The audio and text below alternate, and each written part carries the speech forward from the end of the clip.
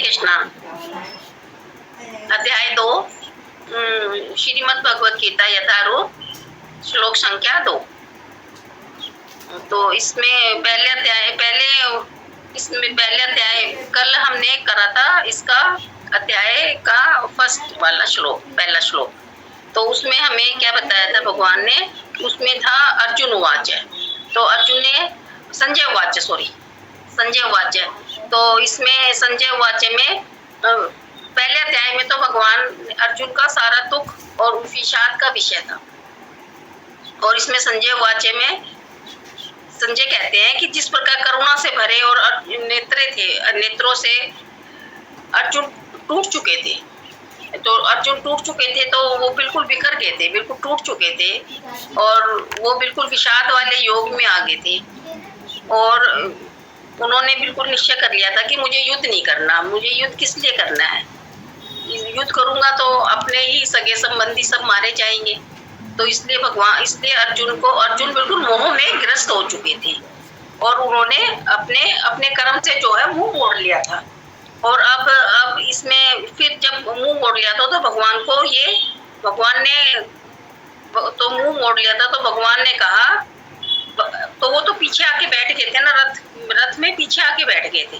तो फिर भगवान उवाच है, भगवान ने फिर बोला, कुतस्तवा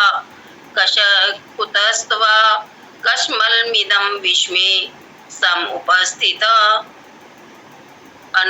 समुपस्थितम् अनार्ये जुष्टम ऐश्वर्यम अकीर्तिम करम अर्जुन। श्री प्रभुपाद की जय। श्री भगवान ने कहा, हे अर्जुन, तुम्हारे मन में यह कलमश आया कैसे? यह उस मनुष्य के लिए तनिक भी अनुकूल नहीं है जो जीवन के मूल्य को जानता हो। इससे उच्च लोक की नहीं अपितु अपयश की प्राप्ति होती है। भावार्थ, श्री भगवान वाच, भगवान ने कहा, कुतः, कहाँ से, तवा, तुमको, कलमश, गंदगी, अज्ञान, गंदगी, कलमश मीन्स गंदगी या अज्ञान, इदम, यह शोक, इसमें, इस विषय अवसर पर, मतलब इस अवसर पर तुम्हारे मन में यह कलमश आया कहाँ से?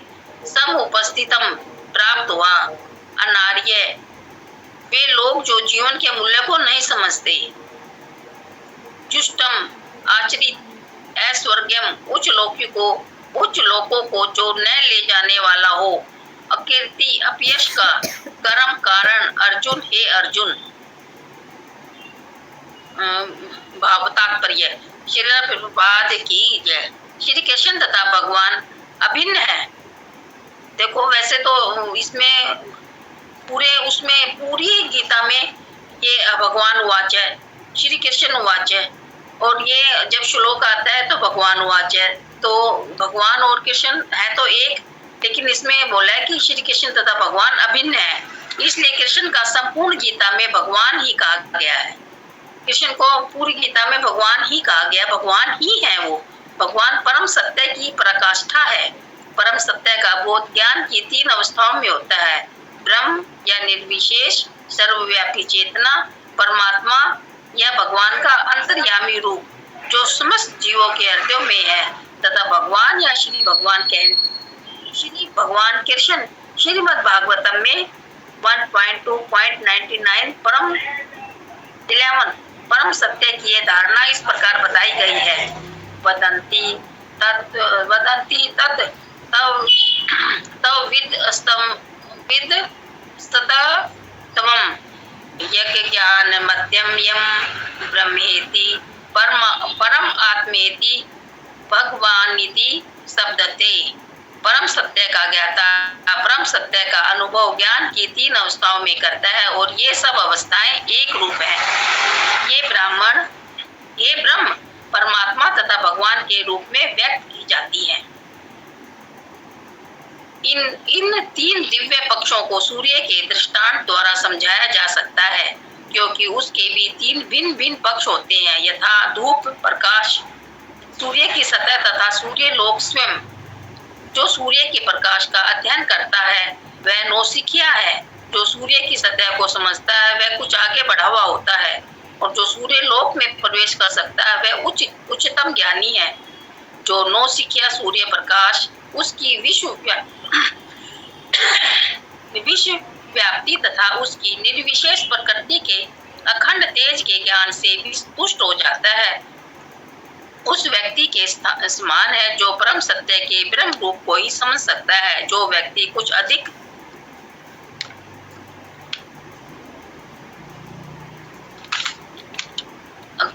जानकार है वह सूर्य गोले के विषय में जान सकता है, जिसकी तुलना परम सत्य के परमात्मा स्वरूप से की जाती है। जो व्यक्ति सूर्य लोक के अंतर में प्रवेश कर सकता है उसकी तुलना उससे की जाती है जो परम सत्य के साक्षात रूप की अनुभूति प्राप्त करता है। अतः जिन भक्तों ने परम सत्य के भगवान स्वरूप का साक्षात्कार किया है वे सर्वोच्च अध्यात्मवादी है। यद्यपि परम सत्य की अध्ययन में रत सारे विद्यार्थी एक ही विषय के अध्ययन में लगे हुए हैं। सूर्य का प्रकाश, सूर्य का गोला तथा सूर्य लोक की भीतर बातें, इन तीनों को एक दूसरे से विलग नहीं किया जा सकता। फिर भी तीनों अवस्थाओं के अध्येता एक ही श्रेणी के नहीं होते। संस्कृत शब्द भगवान की व्याख्या व्यासदेव के पिता पराशर मुनि ने की है। समस्त धन, शक्ति, यश, सौंदर्य, ज्ञान तथा त्याग के से युक्त परम पुरुष भगवान कहलाता है। ऐसे अनेक व्यक्ति हैं जो अत्यंत धनी हैं, अत्यंत शक्तिमान हैं, अत्यंत सुंदर हैं और अत्यंत विख्यात, विद्वान तथा विरक्त भी हैं, किंतु कोई साधिकार यह नहीं कह सकता कि उसके पास सारा धन, शक्ति आदि है। एकमात्र कृष्ण ही ऐसा दावा कर सकते हैं क्योंकि वे भगवान हैं। ब्रह्म, शिव या नारायण सहित कोई भी जीव कृष्ण के समान पूर्ण ऐश्वर्यवान नहीं है। अतः परम संहिता में स्वयं ब्रह्मा जी का निर्णय है कि श्री कृष्ण स्वयं भगवान है, न तो कोई उनके तुल्य है न ही उनसे बढ़कर है। वे आदि स्वामी या भगवान है, गोविंद रूप में जाने जाते हैं और समस्त कारणों के परम कारण है। ईश्वर परम कृष्ण सच्चिदानंद विग्रह अनादि राधि गोविंद सर्व कारण कारणम। ऐसे अनेक पुरुष हैं जो भगवान के गुणों से युक्त है। तो कृष्ण परम है क्योंकि उनसे बढ़कर कोई नहीं है। वे परम पुरुष हैं और उनका शरीर सच्चिदानंदमय है। वे आदि भगवान गोविंद है और समस्त कारणों के कारण है। परम संहिता भगवान परम संहिता 5.1 भगवान में भी भगवान के नाना अवतारों की सूची है, किंतु कृष्ण को आदि भगवान बताया गया है जिनसे अनेकानेक अवतार तथा ईश्वर विस्तार करते हैं। एते चांस कला पुरुष कृष्णस्तु भगवान स्वयं इंद्रारी व्याकुलम लोक मृण्यन्ति युगे युगे। यहाँ पर वर्णित सारे अवतारों की सूचियाँ या तो भगवान की अंश कलाओं अथवा पूर्ण कलाओं की है, किंतु कृष्ण तो स्वयं भगवान है। भागवतम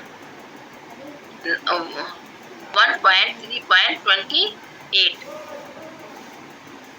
अतः कृष्ण आदि भगवान परम सत्य परमात्मा तथा निर्विशेष ब्रह्म दोनों के उद्गम है।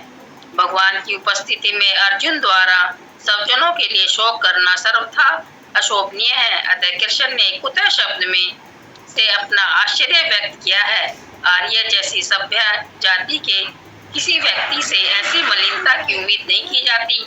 आर्य शब्द उन व्यक्तियों पर लागू होता है जो जीवन के मूल्य को जानते हैं और जिनकी सभ्यता आत्म साक्षात्कार पर निर्भर करती है। देह, आत्मा, बुद्धि से प्रेरित मनुष्यों को यह ज्ञान नहीं रहता कि जीवन का उद्देश्य परम सत्य विष्णु या भगवान का साक्षात्कार है।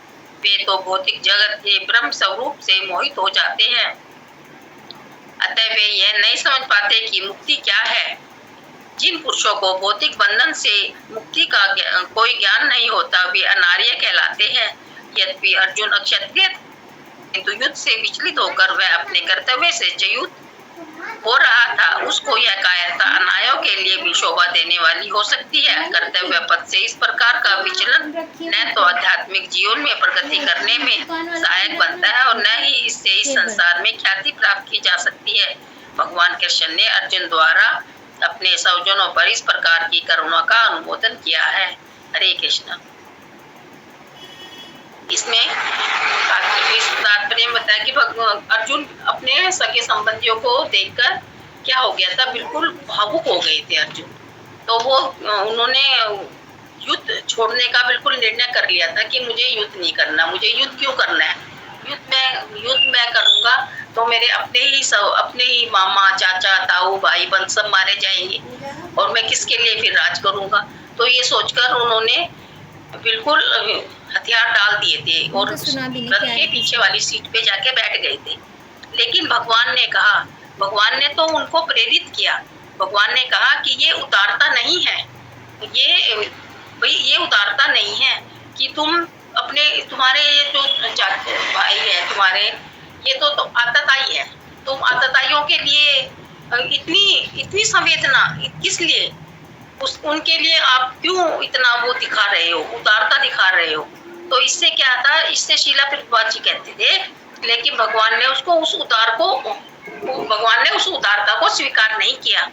और उस उदारता को स्वीकार नहीं किया तो फिर उन्होंने कहा था कि भगवान, अर्जुन जिस प्रकार मोहग्रस्त में है, ये आप जिस प्रकार ये अर्जुन मोहग्रस्त हुआ था ये ठीक नहीं है। तो उन्होंने कुतस्तवा कशल मिदम विश्मे सम उपस्थितम, कुतस्तवा संजय कहते हैं कि भगवान बोले कि कुतस्तवा किस कारण से, तुम किस लिए, तुम ये जो है तुम्हारे अंदर कलमश की भावना आई। कुतस्तवा कलमश मीन्स ये तुम्हारा मतलब तुम्हारे अंदर ये कलमश क्यों आया, तुम्हारे अंदर ये भावना क्यों पैदा हुई कि तुम्हारे अंदर ये करुणा की भावना क्यों हुई। तो तुम्हारे अंदर ये कलमश मीन्स गंदगी, कलमश तुम्हारे अंदर ये कलमश गंदगी अज्ञानता क्यों आई। तो इससे तो भगवान बड़े नाराज हुए कि भाई तुम्हारे अंदर ये भावना क्यों आई। और भगवान ने कहा कि ये उदारता नहीं, बल्कि तुम्हारे हृदय में ये शुद्र दुर्बलता आ गई है।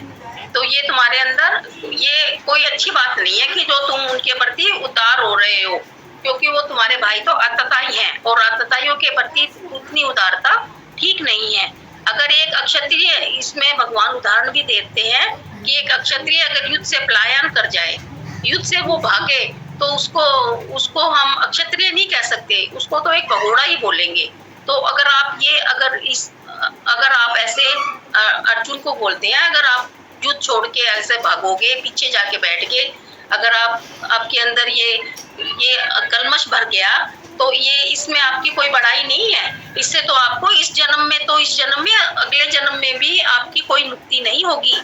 और इस परिस्थिति में आपको कोई विश्व में समुपस्थितम, इस विषय में इस अवसर पर समुपस्थितम, वे लोग जो जीवन के मूल्य को नहीं समझते, तो उसमें आपकी गिनती होगी।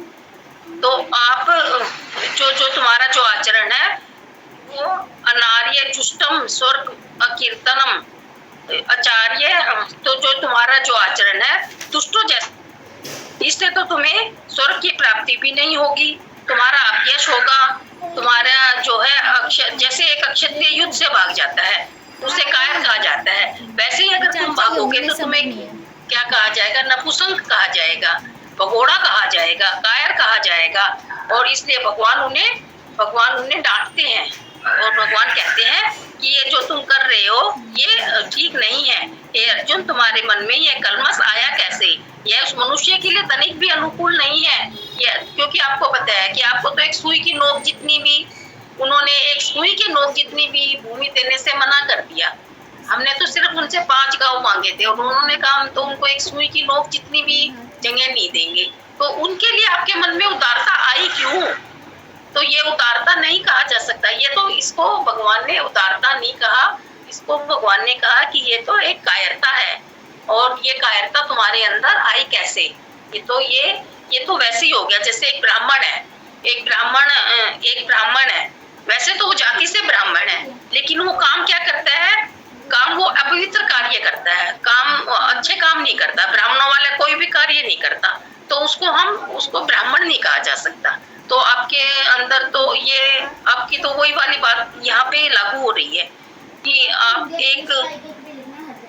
एक आप योद्धा हो, लेकिन आप क्या करते हो, काम तो आप कायरो वाला कर रहे हो। आप तो कह रहे हो कि मैं युद्ध नहीं करूंगा, ये सब मेरे चाचे, ताऊ, मामा, गुरु सब कुछ है, तो इनसे मैं युद्ध करके और जो विजय होगी तो मैं किस लिए राज भोगूंगा। तो ये अर्जुन, इस श्लोक में जो भगवान है वो अर्जुन को बहुत शिक्षा दे रहे हैं कि आप ये आपके अंदर ये भावना क्यों आई कि मैं युद्ध नहीं करूंगा, और ये अगर ये आ भी गई तो ये उचित नहीं है। उचित इसलिए नहीं है क्योंकि आप आतताइयों को उकसा रहे हो, उनको तो और प्रोत्साहित कर रहे हो। इसलिए परम सत्य का ज्ञाता परम सत्य का अनुभव ज्ञान की 3 अवस्थाओं में करता है, और ये सब अवस्थाएं एक रूप है, वे ब्रह्म परमात्मा तथा भगवान के रूप में व्यक्त की जाती है। ये तो मतलब ब्रह्मा, परमात्मा और भगवान ये सब क्या है, सब एक है। इसलिए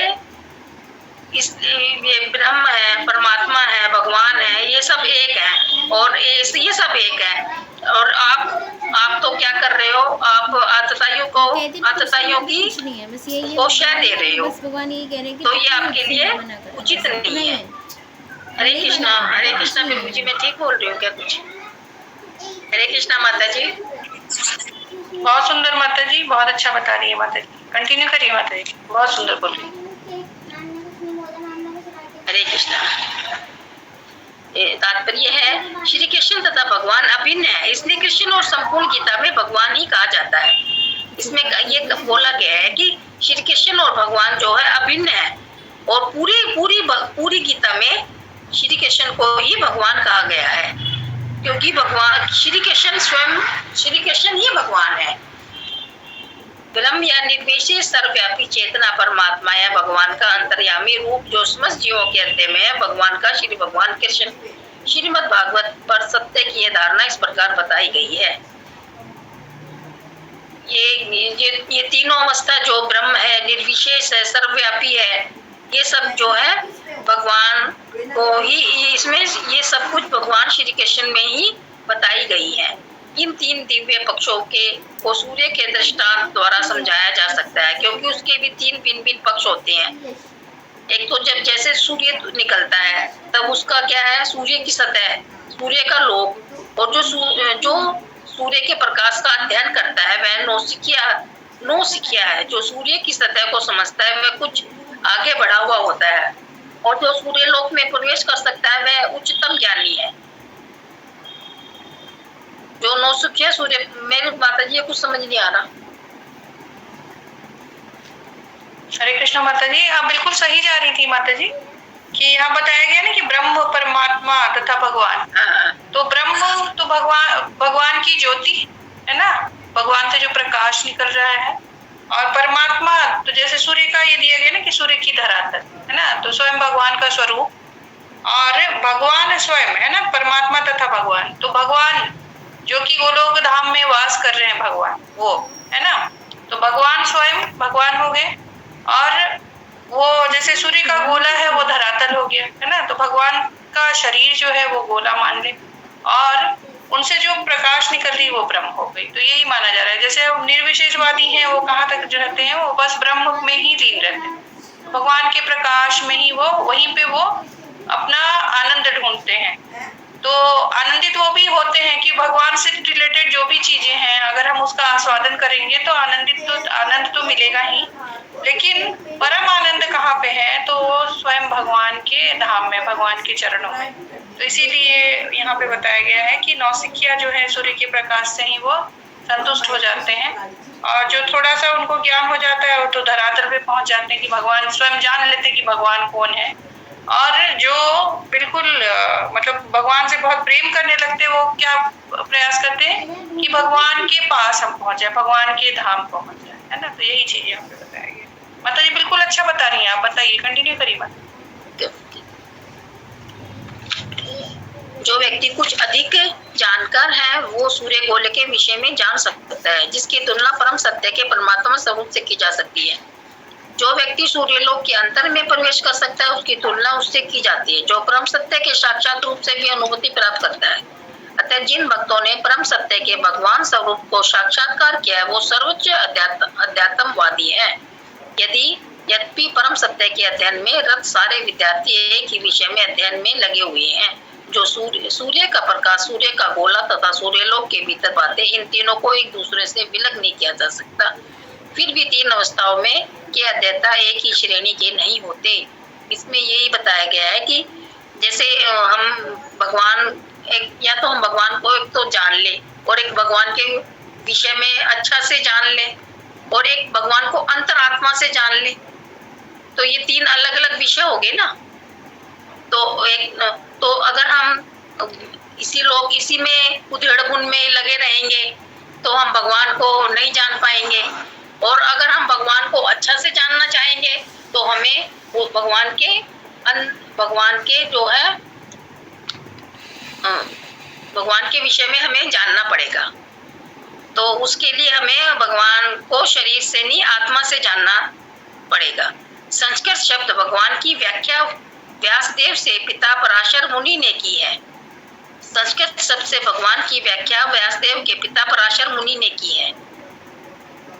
भगवान की व्याख्या जो है पराशर मुनि ने संस्कृत शब्द से की है। समस्त धन, शक्ति, यश, सौंदर्य, ज्ञान तथा त्याग से युक्त परम पुरुष भगवान कहलाता है। जो भगवान कौन कहलाता है? जिनके पास धन, शक्ति, सौंदर्य, यश, ज्ञान सब कुछ होता है। भगवान तो संपूर्ण है ना, तो जिनके पास पूर्ण है, पूर्ण परमेश्वर है, वो ही भगवान कहलाते हैं। ऐसे अनेक व्यक्ति है जो अत्यंत धनी है। बहुत सारे इस दुनिया में ऐसे व्यक्ति है जो धनी है, शक्तिशाली है, सुंदर भी है, लेकिन वो भगवान तो नहीं है ना। भगवान तो वही है ना जो जिनके अंदर अंतरात्मा से जो परिपूर्ण है, वही भगवान कहलाते हैं। हर कोई आदमी भगवान थोड़ी ना, अब मैं थोड़ी ना भगवान बन जाऊंगी कि मैं कह दूं कि मैं भगवान हूँ, ये तो गलत होगा ना। भगवान तो भगवान ही है, किंतु कोई साधिकार यह नहीं कह सकता कि उसके पास सारा धन, शक्ति, सब कुछ है और वो भगवान है। एकमात्र कृष्ण ही ऐसा दावा कर सकते हैं, क्योंकि वे भगवान है। ब्रह्म, शिव या नारायण सहित कोई भी जीव कृष्ण के समान पूर्ण ऐश्वर्यवान नहीं है। चाहे ब्रह्मा है, शिव है, नारायण है, सबके पास अपनी अपनी सब शक्तियां हैं। सबके पास शिव की अपनी है, ब्रह्मा की, सबके अपने कार्य भी बटे हुए हैं, सब कुछ है। लेकिन जो कृष्ण है वो तो परम परमेश्वर है, वो पूर्ण ब्रह्म है, इसलिए वो तो ब्रह्म भगवान है ही। अतः ब्रह्म संहिता में स्वयं ब्रह्मा जी का निर्णय है कि श्री कृष्ण स्वयं भगवान है। ब्रह्म संहिता में ब्रह्मा जी ने स्वयं कहा है कि श्री कृष्ण स्वयं भगवान है, न तो कोई उनके तुल्य है, न ही उनसे बढ़कर है। क्या है? न उनके कोई समान है भगवान के, कृष्ण भगवान के, न ही उनसे कोई बढ़कर है। वे आदि स्वामी या भगवान है, गोविंद रूप में जाने जाते हैं और समस्त कारणों के परम कारण है। भगवान क्या है? भगवान गोविंद रूप में, गोविंद मतलब जो गौओं का पालन करते हैं, गोविंद। तो भगवान तो परम है, उनसे बढ़कर कोई नहीं है, और उनके तुल्य भी, उनके समान भी कोई नहीं है। और ब्रह्म ईश्वर परम कृष्ण सच्चिदानंद विग्रह अनादि आदि गोविंदम सर्वकार कारणम। वो तो इसमें ऐसे अनेक पुरुष हैं जो भगवान के गुणों से युक्त है, किंतु कृष्ण परम है क्योंकि उनसे बढ़कर कोई नहीं है। वे परम पुरुष है और उनका शरीर सच्चिदानंद में है। सत्य चित्त आनंद, वो सत्य है, चित्त है और आनंद है, इसलिए वे परम भगवान है। वे भगवान गोविंद है और समस्त कारणों के भी वे कारण है, और भगवान से बढ़कर कोई नहीं है। कृष्ण भगवान तो समस्त कारणों के कारण है और वो सत्य चित्त आनंद है। भगवान भागवत में भी भगवान का नाना अवतारों की सूची है, किंतु कृष्ण को आदि भगवान बताया गया है, जिससे अनेकानेक अवतार तथा ईश्वर विस्तार करते हैं। एते चांस कला कृष्णमस्तु भगवान स्वयं इंद्रा हरि व्याकुलम लोक मृण्यन्ति युगे युगे। यहाँ पर वर्णित सारे अवतारों की सूची है, या तो भगवान की अंश कलाओं अथवा पूर्ण कलाओं की है, किंतु कृष्ण तो स्वयं भगवान है। और सब कितने अवतार है, या तो उसकी थोड़े आंशिक रूप से उनका वर्णन किया गया है, या फिर उनका वर्णन किया गया है पूर्ण कलाओं के रूप में। लेकिन कृष्ण भगवान तो स्वयं पूर्ण रूप से पूर्ण कलाओं से भगवान है। अतः कृष्ण आदि भगवान परम सत्य परमात्मा तथा निर्विशेष ब्रह्मा दोनों के उद्गम है। वे जो है इन दोनों के उद्गम में दोनों के पैदा करने वाले हैं। भगवान की उपस्थिति में अर्जुन द्वारा सब जनों के लिए शोक करना सर्वथा अशोभनीय है। भगवान की उपस्थिति में जब भगवान उनके सारथी बने हुए हैं, वो तो सब पहले ही मर चुके हैं, वो तो एक निमित्त है, अर्जुन तो एक निमित्त है कि वो तो भगवान ने उनको सबको पहले ही मार दिया, लेकिन फिर भी भगवान अर्जुन जो है वो शोक में डूबे हुए हैं। तो ये भगवान की उपस्थिति में अर्जुन द्वारा सर्वथा अशोभनीय है। वो शोक कर रहे हैं तो ये भगवान को बिल्कुल भी अच्छा नहीं लग रहा, क्योंकि भगवान नहीं चाहते कि उन आतताइयों के लिए कुछ भी संवेदनशील किया जाए।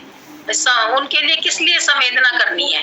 वो तो एक सुई की नोक की जमीन भी नहीं दे रहे अपने भाइयों को।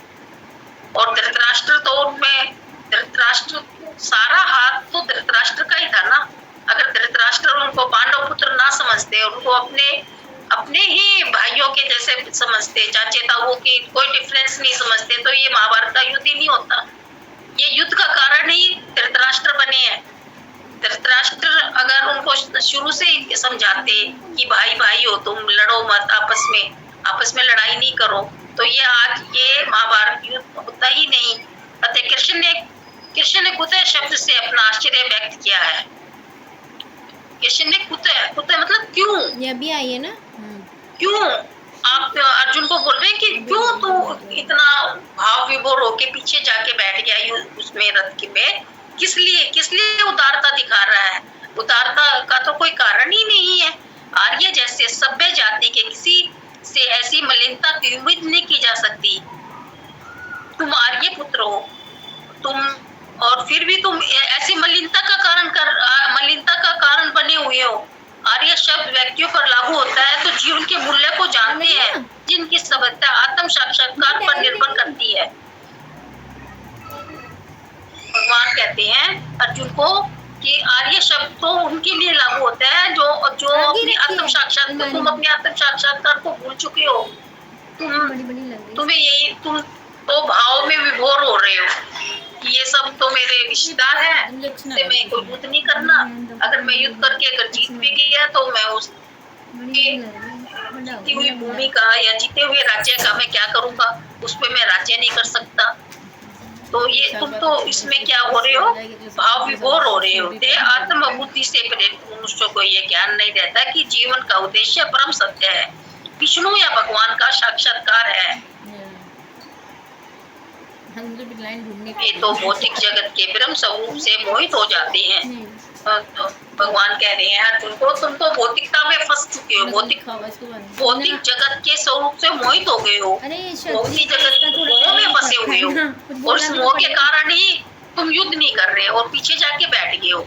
लेकिन ये तो कोई क्या बोलना चाहिए, ये भौतिकता जो आपके अंदर आई हुई है, ये तो एक नपुंसकता का कारण हो सकती है। कल को आपको अगर आप ऐसे करोगे तो जैसे एक क्षत्रिय अगर युद्ध से भागता है तो उसको विजयी नहीं कहा जा सकता, उसको भगोड़ा बोलते हैं। ऐसे ही आपकी ना तो इस लोक में ना दूसरे लोक में, किसी लोक में भी आपकी मुक्ति नहीं होगी। आपको तो कहीं भी किसी भी लोक में आपको किसी भी लोक में आपकी मुक्ति नहीं होगी, और आपको सब हीन दृष्टि से देखेंगे। अतः वे यह नहीं समझ पाते कि मुक्ति क्या है। जिन पुरुषों को भौतिक बंधन से मुक्ति को कोई ज्ञान नहीं होता वे अनार्य कहलाते हैं। यद्यपि अर्जुन क्षत्रिय था, किंतु युद्ध से विचलित होकर वह अपने कर्तव्य से च्युत हो रहा था। अर्जुन अक्षत्रिय है, अक्षत्रिय होने के कारण भी वह युद्ध से क्या हो रहा है, युद्ध से वो अपने कर्तव्य से भाग रहा है। भाग इसलिए रहा है क्योंकि वो मुंह में ग्रस्त है। सामने उसके दादा है, पितामह है, अर्जुन है, पितामह है, भाई है, गुरुजी है, सब है। उनको देखकर वो क्या है, मोह से के कारण वो युद्ध नहीं करना चाह रहा। उसकी यह कायरता अनायों के लिए शोभा देने वाली हो सकती है, अनारियों के लिए शोभा देने वाली हो सकती है। कर्तव्य पथ से इस प्रकार विचलन न तो आध्यात्मिक जीवन में प्रगति करने में सहायक बनता है, न इससे संसार में ख्याति प्राप्त होगी।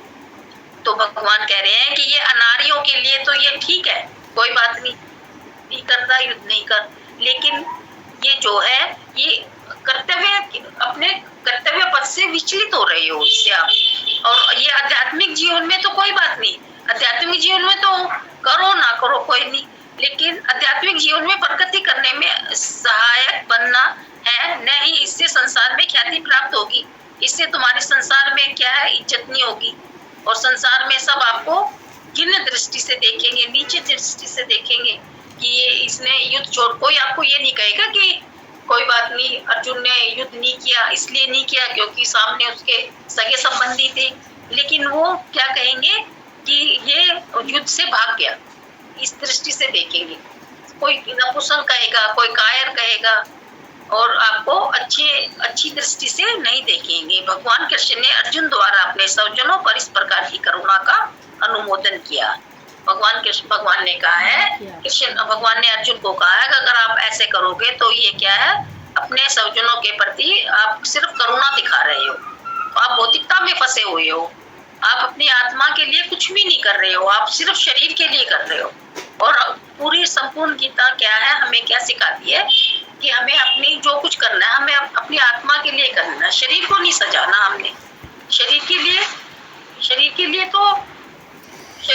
करेंगे तो हम भौतिकता में फंसे रहेंगे, अध्यात्म से जुड़ ही नहीं सकते। हरे कृष्ण माता जी, हरे कृष्ण प्रभु जी, सॉरी प्रभु जी, मैं इतना ही भाई।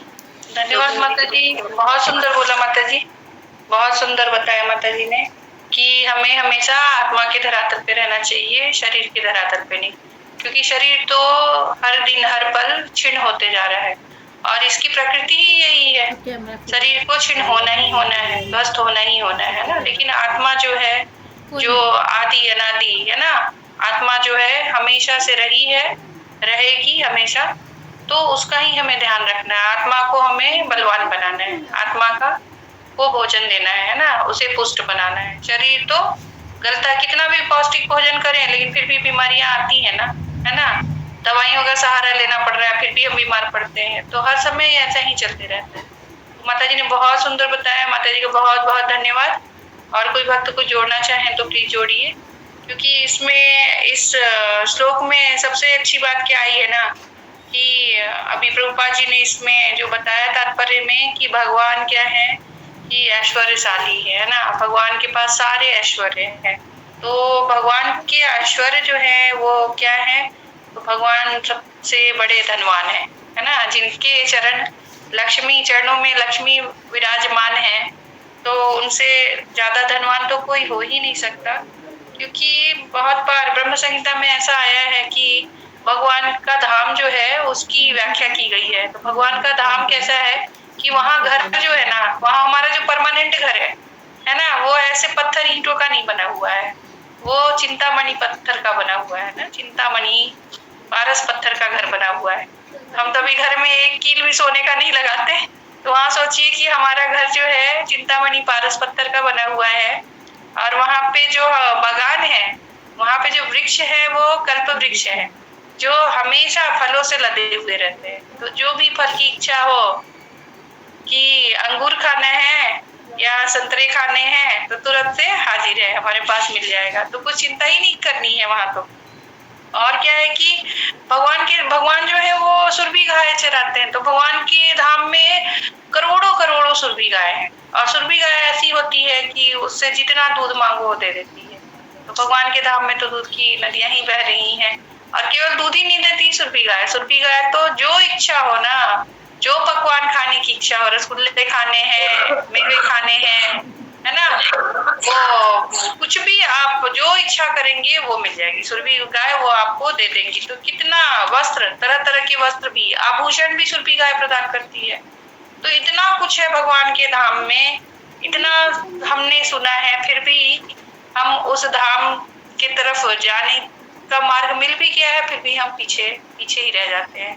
तो भगवान इतने धनवान हैं और भगवान के पास तो सबसे बड़ा क्या है, तो बलवान क्या है ना, बोलते हैं, सबसे बड़े। ऐश्वर्य क्योंकि बोलते हैं, बलवान क्या कैसे हम जान सकते हैं कि भगवान ने भगवान के गोवर्धन को एक छोटी उंगली पे उठा ली जब वो तो बहुत पता छोटे है, बालक मगर थे, इन सबको है ना। ऐश्वर्य तो बोलते हैं। अगर एक बोरी वो हमें 10 किलो का आटा भी उठाने में ना मुश्किल होता है ना, आता है घर पे ना आटा, तो किसी की मदद से उठा पाती। तो इतना सोचिए, इतने छोटे भगवान एक उंगली पे पूरे गोवर्धन को उठा लिया, तो उनसे बड़ा बलवान कौन हो सकता है। इतना बल है भगवान के पास। और मतलब भगवान कभी छोटा शरीर कभी बड़ा शरीर, जब इतना विराट रूप बना लिया, तो उन्होंने अपना शक्ति तो दिखाया ना, विराट रूप दिखाया तो अपना शक्ति दिखाया उन्होंने, भगवान ने, कि मैं सब कुछ मेरे से ही उद्भूत हो रहा है ना। इतने करोड़ों करोड़ों ब्रह्मांड जो मेरे शरीर से निकल रहे हैं, कितना बलवान है भगवान। यश है भगवान के, यश का तो गान असीमित है, यश तो कितना भी गाए भगवान का ना कम है। क्योंकि भगवान को क्या, ये आप देखें कि गीता में 18,000 श्लोक हैं, तो 18,000 श्लोक जो है वो 700 श्लोक है, और भागवतम में 18,000 श्लोक है। तो ये सारे श्लोक तो भगवान को ही वर्णित कर रहे हैं। तो भगवान को इसलिए कहा जाता है कि भगवान क्या है, उत्तम श्लोक है ना। और यहाँ हमारे पास जो भागवतम है, इस श्लोक के लिए भागवतम है, उसमें तो 18,000 श्लोक है। जो देवता पढ़ते हैं भागवतम, है ना, वहाँ तो 1 करोड़ श्लोक है उनके भागवतम, है ना। जो इंद्र ब्रह्मा जो पढ़ रहे हैं भागवतम, तो उनका भागवतम तो और भी विस्तृत है। तो उनके भागवतम में और कितना ज्यादा भगवान के यश का गान किया गया होगा, करोड़ों श्लोकों से। इसलिए भगवान उत्तम श्लोक है। और सबसे सुंदर कौन है, पूरे विश्व जगत हर जगह कौन है, तो वो है भगवान। उनसे सुंदर तो कोई हो ही नहीं सकता। कि भगवान इतने मोहिनी रूप है ना, कि भगवान का मुख अगर हम ऐसे देखें, भगवान हम तो विग्रह रूप में देख करके ही मोहित हो जाते हैं। साक्षात भगवान सामने आ जाए तो पता नहीं क्या हो जाए, हमारी आंखें अंधी हो जाएंगी इतने सुंदर है भगवान, है। और ज्ञान का तो भंडार है भगवान, है ना। ज्ञान ही उनके, क्योंकि दिव्य ज्ञान है भगवान के पास, तभी तो बताते हैं ना। दिव्य ज्ञान हमें भी दे रहे हैं भगवान अपने वाणी के द्वारा, गीता के द्वारा। तो और वैराग्य, इतना कुछ है भगवान के पास। अगर हमारे पास थोड़ी सी चीज आ जाती ना, तो हम उसमें क्या हो जाते हैं, और आकृष्ट हो जाते हैं, और उसको सहेजने लगते हैं, उससे बहुत ज्यादा मोह हो जाता है। लेकिन भगवान के पास इतना कुछ है, फिर भी भगवान को उन सब से क्या है, वैराग्य है ना, बिल्कुल वो पकड़ के नहीं रखा है। तो भगवान हमें यही ज्ञान देते हैं। क्योंकि प्रभुपाद जी ने भगवान के 6 ऐश्वर्य की यहाँ बात की, तो यही है। और भगवान तो क्या है, तो सच्चिदानंद है, हमेशा आनंद से पूरित है भगवान। ऐसे विग्रह है भगवान, सच्चिदानंद आनंद है और सर्व कारणों के कारण है। और भगवान यहाँ पे यही बताना चाह रहे हैं अर्जुन को कि अर्जुन तुमको मैं जो ज्ञान दे रहा हूँ ना, सबसे पहले भगवान ने दूसरे श्लोक में यही बताया कि मैं ज्ञान दे रहा हूँ जो तुमको, तो तुम उसके पात्र बन जाओ। क्योंकि तुम्हारे अंदर क्या भर गया है, जो तुम बहुत ज्यादा मोहित हो रहे हो ना, तो तुम पात्र बन गए हो, है ना। अगर कोई चीज पात्र बनना मतलब क्या, अगर हमें कुछ अच्छी चीज, मिठाई मान लो रखनी है, घी रखनी किसी बर्तन में, तो हम क्या करते हैं, बर्तन को बहुत साफ करते हैं, उसके बाद उसमें घी रखते हैं, है ना, स्टोर करके रखना है। तो उसी इसलिए भगवान कह रहे हैं कि तुम्हारे अंदर इतनी गंदगी आई कहाँ से, है ना, तुम्हारे अंदर कहाँ से, क्या कह रहे हैं भगवान, स्वा, है ना, ऊपर से ऐसे जगह पे कि जहाँ पे ये उचित नहीं है, इस स्थान पे उचित नहीं है। हम मतलब कि समय का भी हमें ध्यान, स्थान का भी ध्यान रखना चाहिए कि किस स्थान पे हमें कौन सा एक्ट करना है, इसका भी ध्यान दे रहे हैं। भगवान बता रहे हैं किस स्थान पे कौन सा कार्य करना है, वो भी। तो इसलिए भगवान कह रहे हैं समुपस्थितम, है ना, कि ये विषम स्थल है, यहाँ मोहित होने का स्थल नहीं है, यहाँ तो युद्ध करने का स्थल है। तो युद्ध करो, यहाँ पे तुम मोहित क्यों हो रहे हो, और उनके लिए मोहित हो रहे हो जो इसके लिए वो शोक करने लायक है ही नहीं। जो शोक करने लायक नहीं है, उनके लिए तुम क्यों शोक कर रहे हो। और ऐसा शोक करोगे तो तुम्हें कोई भी लोक नहीं प्राप्त होगी। हम कहते हैं, हम किसी पुण्य करते हैं तो कहते हैं ना कि हम स्वर्ग की प्राप्ति होगी, इसके लिए पुण्य कर रहे हैं। लेकिन ऐसा कार्य करने से तुमको तो कोई भी लोक नहीं मिलेगा, है ना। तो तुम अपना अधोगति क्यों बना रहे हो, और ऊपर से तुम्हारा अपयश भी होगा, क्योंकि तुम योद्धा हो, तो योद्धा का तो कार्य है युद्ध करना। तो बहुत सुंदर शब्दों में प्रभुपाद जी ने बताया हमें। और भी प्रभु जी, माता जी प्लीज जोड़िए, संगीता माता जी जोड़िए प्लीज।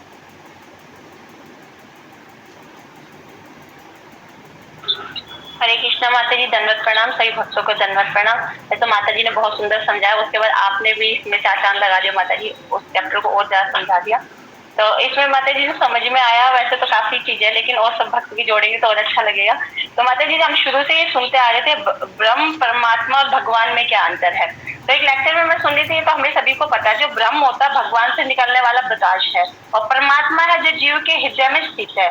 और जो परमात्मा होते हैं वो मतलब उपदिष्टा और अनुबंधता के रूप में मतलब जीव की इच्छा को देखते हैं, सुनते हैं और उसको पूरा करते हैं।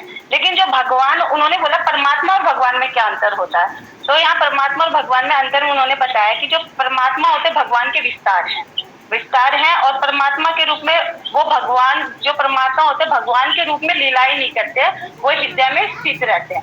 लेकिन जो भगवान होते हैं वो जो कृष्ण रूप में है वो पूर्ण भगवान है, और जो कृष्ण होते हैं वो अलौकिक लीलाएं करते हैं, लेकिन परमात्मा जो होते हैं वो लीलाएं नहीं करते हैं।